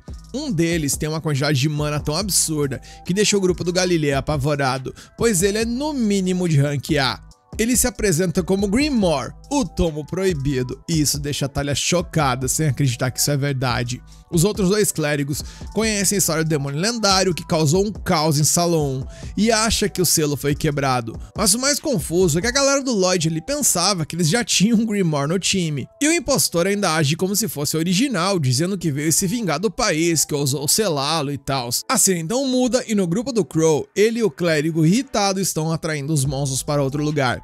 O Bats não se importa de ser uma isca, mas quer saber qual é o próximo passo, enquanto o Crow expressa que está preocupado com quem ficou na igreja, mas o outro tranquiliza, dizendo que Melissa está por lá, e ela é forte como o diabo, mencionando que ele é tão forte quanto ela. Porém, nosso mano de cabelos vermelhos apenas continua correndo e o ignorando, algo que deixa o clérigo pistolaço de raiva, enquanto o Crow continua em silêncio, pensando apenas que algo errado não tá certo e que tem mais coisas rolando por ali, pois até os seus corvos mensageiros estão estranhos. Nesse momento, o Crow salta para verificar a situação e se depara com algo que faz seus olhos se esbugalharem, enquanto Bats cola por ali e diz que mesmo que eles sejam capangas do segundo príncipe, ele ainda não confia neles, mas ao olhar pro dragão negro de rank SS medonho que está destruindo a cidade, ele não consegue dizer mais nada, e quando pergunta o que diabo está acontecendo, o Crow já sumiu e ele então percebe que o Crow está avançando contra o dragão sem hesitar. E isso faz o Bart se lembrar do ensinamento do Dante, onde ele dizia que um homem não precisa aceitar garelando por ali e suas costas deveriam falar por si. Além do fato do visionário ter sido um gênio, suas palavras fizeram todo sentido nesse momento, e com isso ele sumona uma arma que parece um porrete cheio de prego, mencionando que ele está dando mais um passo para se tornar um grande bispo, e com isso ele se junta ao Crow para ir pro tapa contra o calango gigante que está diante deles. Enquanto isso, a Tal está sendo atacada por um oponente extremamente forte, e a consequência dessa trocação é que a garota acaba sendo arremessada no chão na velocidade do som e sem chances de se defender.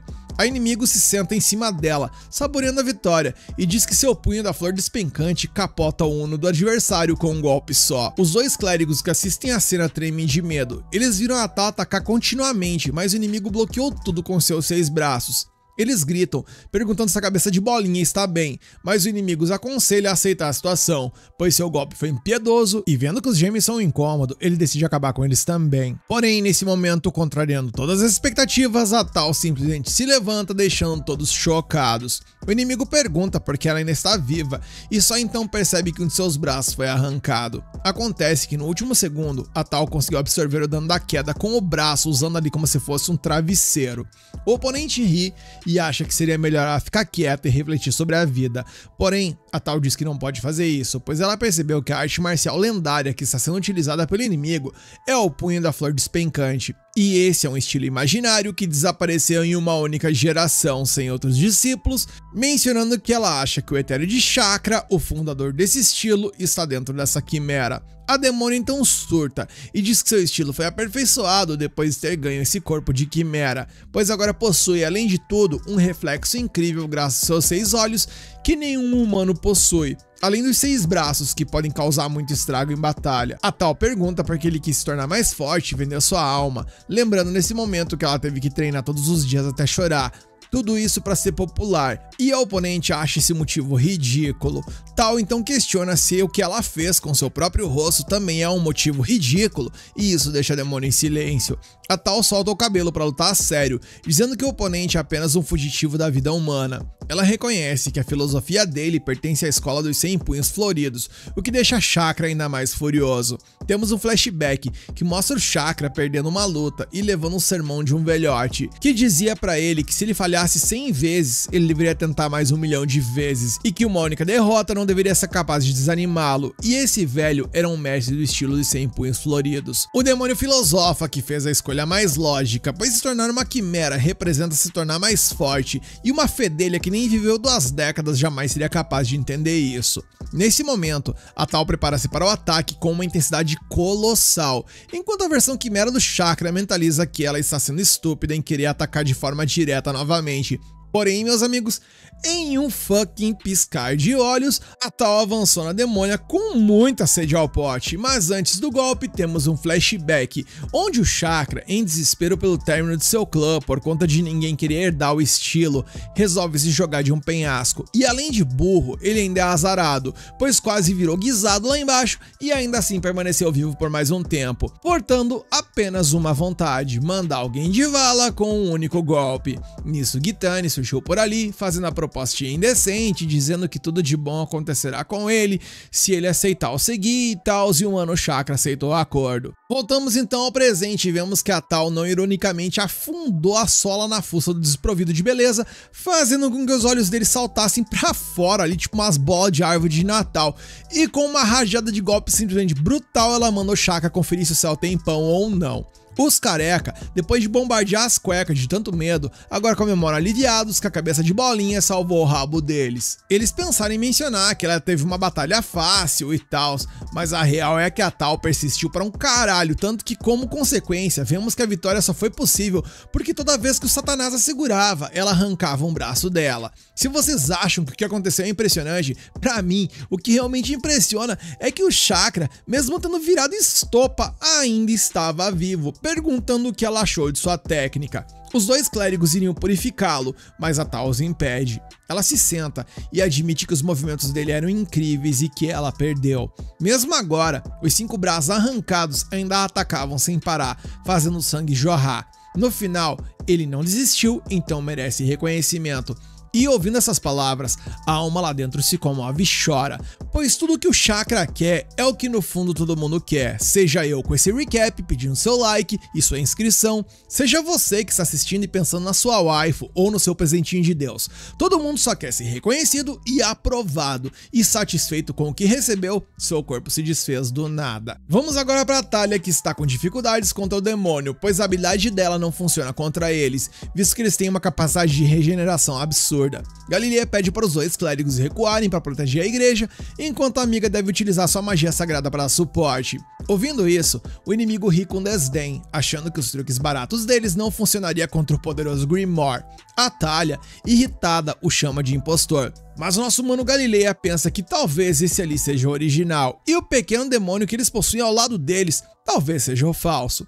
E quando o inimigo estava pronto para lançar um ataque, eis que a cabeça dele sai simplesmente voando com a bicuda certeira. Nesse momento, o fantasma que habita a cabeça da caveira ali olha com atenção e treme na base. Afinal, ele percebeu que o verdadeiro Grimoire foi quem caceteou com ele. Nesse momento, o Grimoire, numa versão meio que humana, por assim dizer, utiliza um feitiço chamado Tiro Obscuro, e minhas armas, o poder do cidadão é simplesmente absurdo. Nisso ele joga o Gasparzinho pro Galileia e pede para ele purificá-lo, enquanto corre para ajudar em outro lugar. A Talia pergunta que tipo de ser era aquele que ousava usar o nome do Grimoire.